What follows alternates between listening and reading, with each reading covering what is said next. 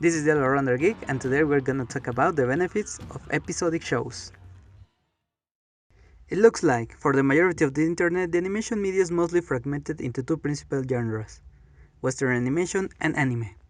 And while I think the distinction causes more problems than solutions, there's no denying that most of the animation produced in the West is created with an episodic approach in mind.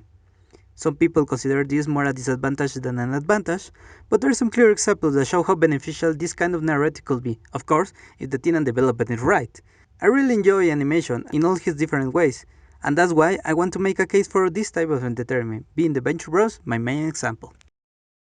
Venture Bros started as a parody and deconstruction of the young adventurer trope, specifically Johnny Quest. As most of Adult Swim parodies, it didn't take itself too serious in the beginning, and I found myself considering it among the lines of C-Lab 2021, Space Ghost Coast to Coast, and Harvey Birdman, but Venture Bros ended up making itself something different. But what's the difference? It resides in the way its characters are constantly evolving. Its main focus is to constantly show us more about its characters. First, by showing their style, the basis of their archetype, and giving each one of them a twist, a quirk, or the construction around it. While it's pretty obvious that Hank and Dean start as your typical boy adventurers, being almost the same kid, just with minor difference, as season passed, they became their own characters. This change is not an abrupt one, but a justified one, because of the events on each season made them change or adapt. The second part lies in revealing the past. Since season 1, we were presented with a lot of flashbacks, especially relating the old team Venture. This is more relevant with Rusty, and his father carrying him through his whole childhood. Most of the time, Rusty is really mean-spirited. He even created a machine powered almost purely by a forsaken child. And I say almost because, quote, he didn't use the whole thing. But once you understand the struggle his life has been, you even feel sorry for him.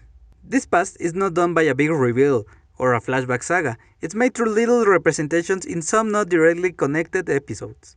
This makes the audience interested in every single episode because you don't know when the creators are gonna drop a piece of information.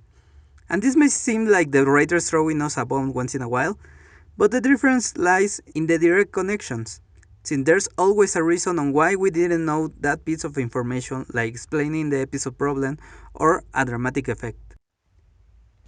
And finally, the interactions, which are the episodic factor that makes the other two shine. While plot-centered series made their characters interact and evolve through a going-forward story, episodic shows do it with the help of their defined personalities. Since some of the situations are constantly recreated, like the monarch kidnapping the boys, presenting the character almost every season with the same problem, we can see their growth or their season conflict. In the very first season, the kids are even playful about the concept of being kidnapped. But in the fourth one, Hank even tells his father to stop being tacky and pay the ransom. While being more annoyed than scared of the situation, he seems like thinking, please, I have better things to do with my day. This series has a lot of characters, so much that I almost always find myself wishing some minor ones appear on the most recent season, because whenever they show, there's always something new about them. Venture Bros embrace both story-centered and episodic nature, but making its plots constantly fade into the background. This kind of narrative in animation is mostly becoming more and more common with shows like Adventure Time and Gravity Falls. But for me, this is the series that turned it up to 11, and I wish more people comment about it.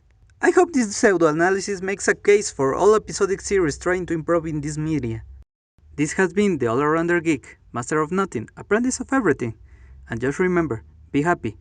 This is an amazing time to be alive.